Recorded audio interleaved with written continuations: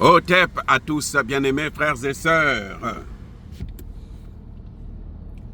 Kaka Déby mérite le grade de maréchal. Eh oui, parce que c'est un soldat qui a fait ses preuves au Mali avec Assimi Goïta. Ce sont eux qui ont repoussé les terreaux dans la zone, comment dirais-je, dans le Sahel. Ah oui. Kaka Déby a travaillé avec Assimi Goïta. Ils ont repoussé les terreaux. C'est la France qui les a arrêtés, net, en disant si vous continuez, nous on vous abat. Et comme ils n'étaient pas assez équipés, ils étaient obligés de reculer. Mais le gars, il a montré ses preuves que c'est un soldat. Ça c'est un. Deux, vous savez, il a pris la décision unilatérale, sans concertation, sans pitié, sans négociation avec la France. Eh oui, il n'a pas hésité. Et jusqu'à preuve de contraire, l'armée française est en train de quitter le Tchad. Cette fois-ci, c'est leur base de Faya Largo qui a été démantelée. Aujourd'hui, cette base est dans les mains de l'armée tchadienne. Il y a des gens qui veulent faire la confusion par rapport à ce qu'a dit le général Tiani dans son discours. Les révélations fortes, fracassantes et choquantes, de surcroît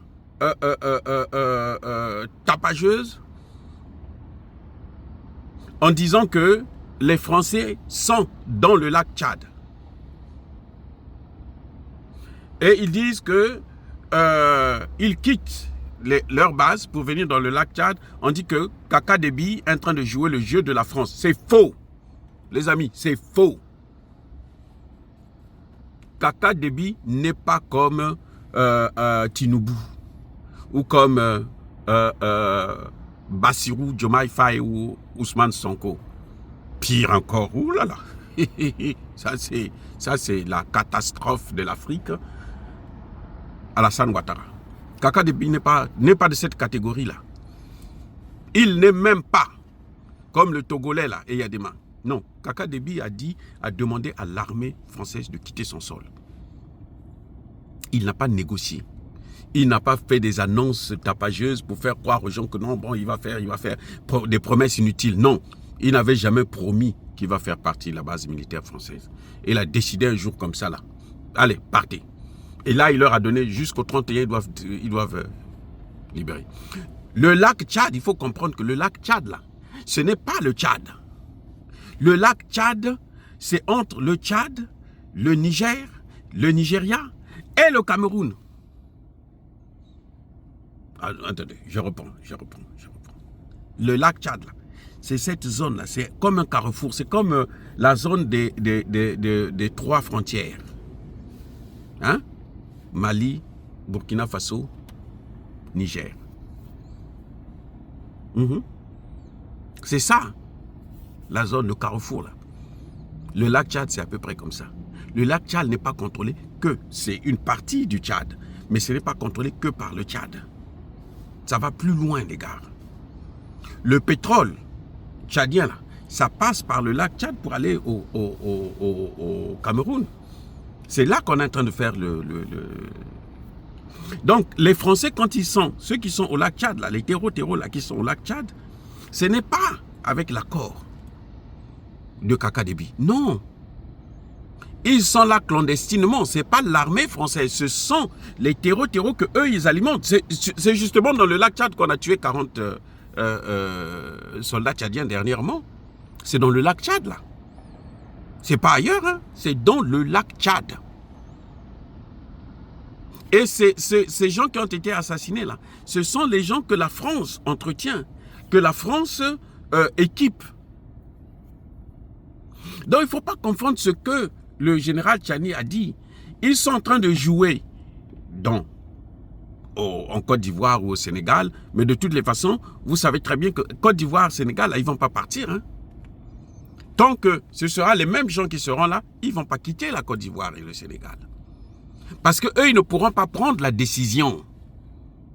Ils ne pourront pas prendre la décision. Parce que s'ils pouvaient prendre la décision, ils auraient déjà pris cette décision. Kaka Déby l'a fait. Mais Kaka Déby travaille avec le Niger. Pourquoi vous pensez qu'il travaille avec la France? C'est ridicule d'accuser Kaka Déby. C'est comme s'il y a des gens qui ont une obsession. Que bon, comme Kaka Déby est venu par un coup d'État, et comme il pense que c'est Macron qui l'a amené au pouvoir, alors que ce n'est pas Macron, c'est l'Afrique centrale, c'est les présidents d'Afrique centrale, là, notamment Paul Biya, qui l'a élevé. C'est Paul Biya qui l'a amené là, c'est pas Macron. Macron est venu pour chercher à prendre la paternité de ça, afin de s'imposer d'avoir le dessus sur lui. Mais c'est pas Macron. Donc, Kaka Déby, on a tué ses soldats. C'est à cause de tout ça que Kaka Déby a pris la décision de faire partir. Kaka Déby n'est pas en train de jouer avec nous, non. Non, non, non, non. C'est malhonnête de penser ainsi. C'est très malhonnête. C'est très, très, très malhonnête. Voilà les amis. Vous comprenez? Ce qui est en train de se passer au Tchad, c'est une décision souveraine d'un chef d'État qui prend sa responsabilité. Et vous savez, Kaka Déby était un peu hésitant. Mais après, on a vu la réaction du peuple. Parce qu'après, quand Kaka Déby a décidé, le peuple a pris tout de suite le relais. C'est ce qui manque au Sénégal. Dès que Bassirou va dire que nous, on ne veut plus voir ces bases militaires, là, vous allez voir comment les Sénégalais vont sortir pour chasser ces gens-là. Même les généraux sénégalais là qui contestent là, ils vont rentrer dans les casernes. Parce qu'ils ne pourront pas supporter d'arrêter ces gens-là. On ne peut pas arrêter un peuple qui est déterminé. On ne peut pas. On ne peut même pas le vaincre. Ce n'est pas possible. Donc la situation du Tchad n'est pas comme celle du Bénin, n'est pas comme celle du Nigeria. Et puis je dois vous informer que le Niger et le Tchad travaillent ensemble. Vous savez que le premier ministre du Niger, là, il a travaillé pendant longtemps au Tchad. Hein.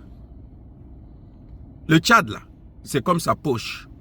Les autorités tchadiennes, là, il les connaît très bien. Vous voyez?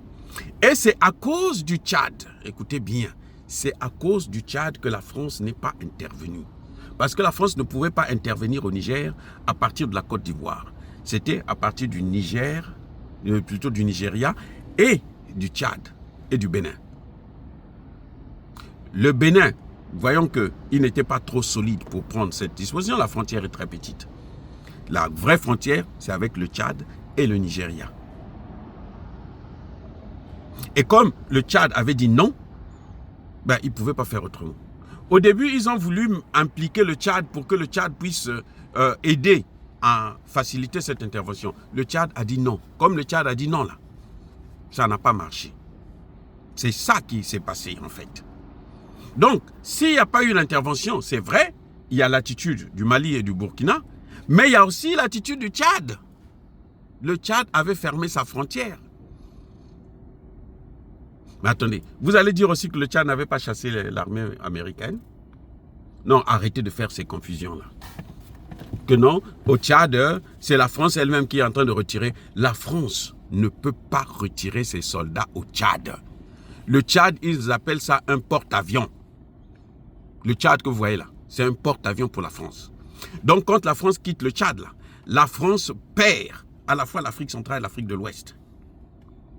Parce que le Nigeria ne fait pas le poids, puisque le Nigeria a déjà des problèmes graves de sécurité. Donc, vous voyez, c'est malhonnête de penser que Kaka Déby n'est pas sérieux. Non, c'est malhonnête. Kaka Déby, ce n'est pas comme Oligui Nguema. Ce n'est pas comme Doumbouya. Kaka Déby est clair.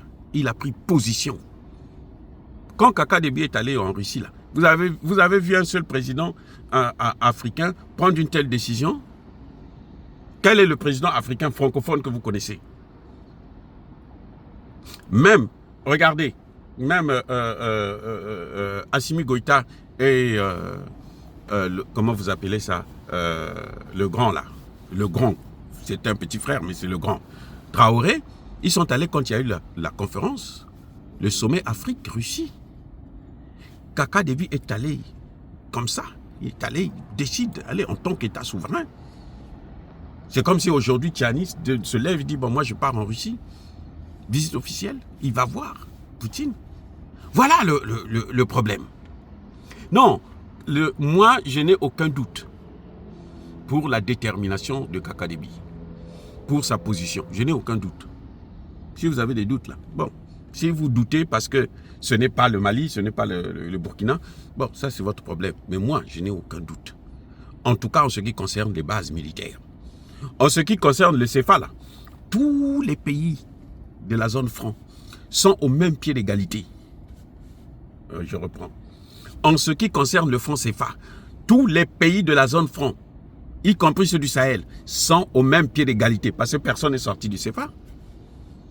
Et c'est ça qui empêche le développement. Voilà le problème.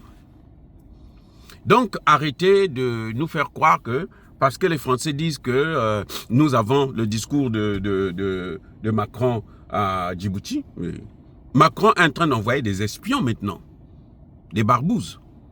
Oui, y compris au Tchad, y compris au Niger, y compris au Mali, y compris au Burkina Faso.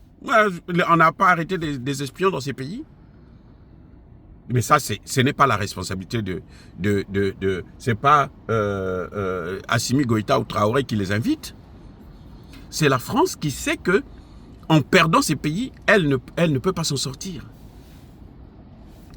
Même si la France est pauvre, la France préfère dépenser encore plus d'argent, aller s'endetter pour donner de l'argent, corrompre le Tchad afin d'avoir la main sur le Tchad. Vous comprenez?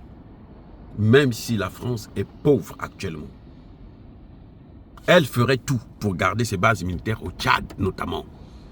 Parce que le Tchad, là, c'est la liaison entre l'Afrique de l'Ouest, l'Afrique centrale et la Libye. C'est un porte-avions. Eux-mêmes, ils appellent ça porte-avions. Depuis Djibouti, même s'ils veulent faire des interventions, ça va être un peu compliqué, les gars.